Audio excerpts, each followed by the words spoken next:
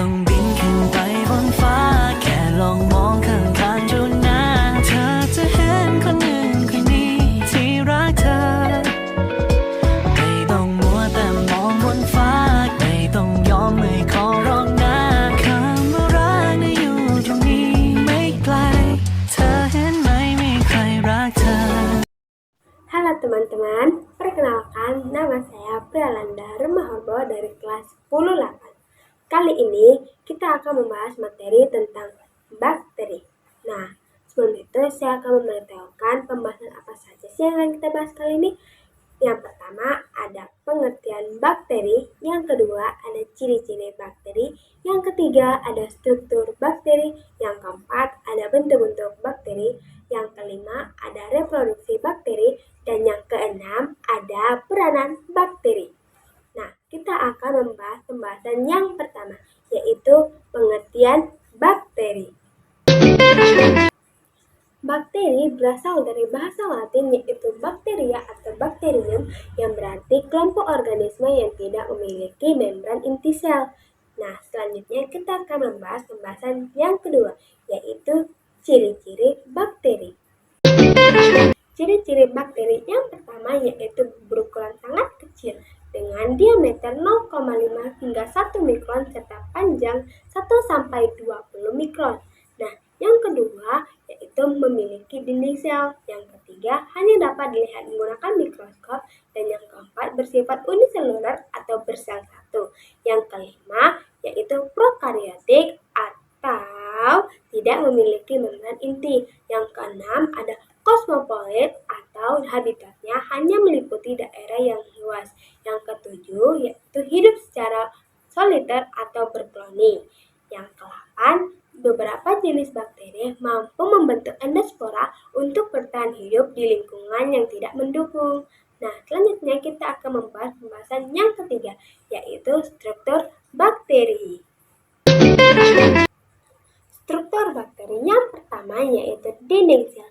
Dinding sel berfungsi sebagai pelindung dan pemberi bentuk bakteri. Struktur yang kedua yaitu membran sel. Membran sel atau membran plasma berfungsi mengendalikan transport zat menuju ke dalam dan keluar sel.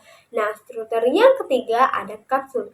Kapsul berfungsi sebagai pelindung serta mencegah bakteri dari kekeringan. Nah, struktur yang keempat ada sitoplasma. Sitoplasma berfungsi sebagai tempat terjadinya reaksi-reaksi kimia sel. Nah, struktur yang kelima ada nukleus. Nukleus merupakan kromosom atau DNA bakteri berbentuk sirkular atau seperti lingkaran, terletak memadat pada satu area dalam sitoplasma. Nah, struktur yang keenam ada ribosom. Ribosom merupakan butiran-butiran yang tersebar di sitoplasma dan mengandung RNA. Ribosom sendiri berfungsi sebagai tempat sintesis protein. Nah, struktur yang ketujuh ada pili.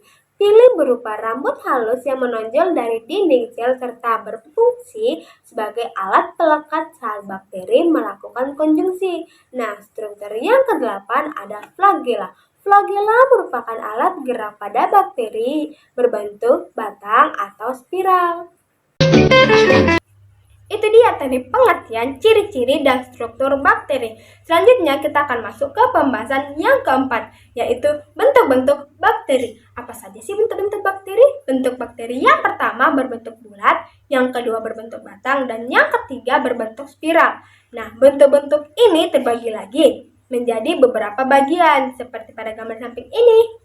Nah, yang pertama yaitu bentuk bulat, yang ada monokokus atau bulatannya hanya satu, lalu ada diplococcus. Diplococcus bulatannya ada dua atau berpasangan. Lalu ada staphylococcus. Staphylococcus ini bentuknya seperti anggur. Lalu ada streptococcus. Streptococcus ini bulatannya ada 6 dan ia membentuk seperti sebuah rantai. Lalu ada sarkina. Sarkina ini bentuknya seperti kubus. Lalu ada tetracoccus. Tetracoccus ini bulatannya ada 4 yang saling menempel.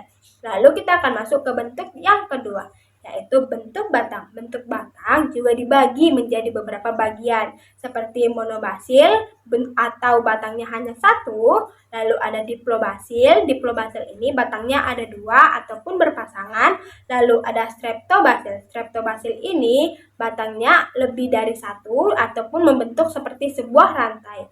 Lalu ada bentuk yang ketiga, yaitu bentuk spiral. Bentuk spiral juga dibagi menjadi beberapa bagian, seperti spiral ataupun bentuknya bergelombang. Lalu ada spiroseta. Spiroseta ini bentuknya juga bergelombang, tetapi yang membedakannya itu ujung-ujungnya itu runcing dan ataupun bentukannya itu seperti abstrak kayak ini nih.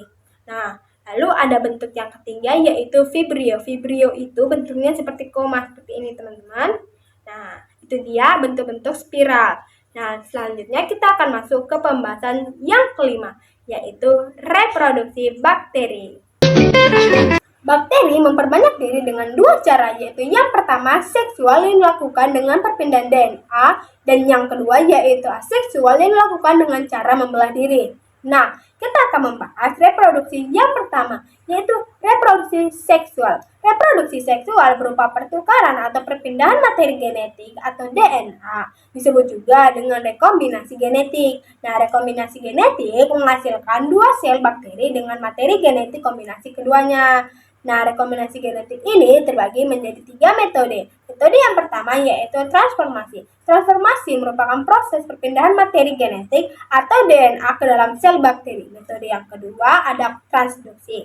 Transduksi merupakan proses perpindahan materi genetik atau DNA dari satu bakteri ke bakteri lain melalui perantara bakteriofag. Nah, metode yang ketiga ada konjugasi. Konjugasi merupakan proses perpindahan DNA secara kontak langsung antara sel bakteri yang berdekatan.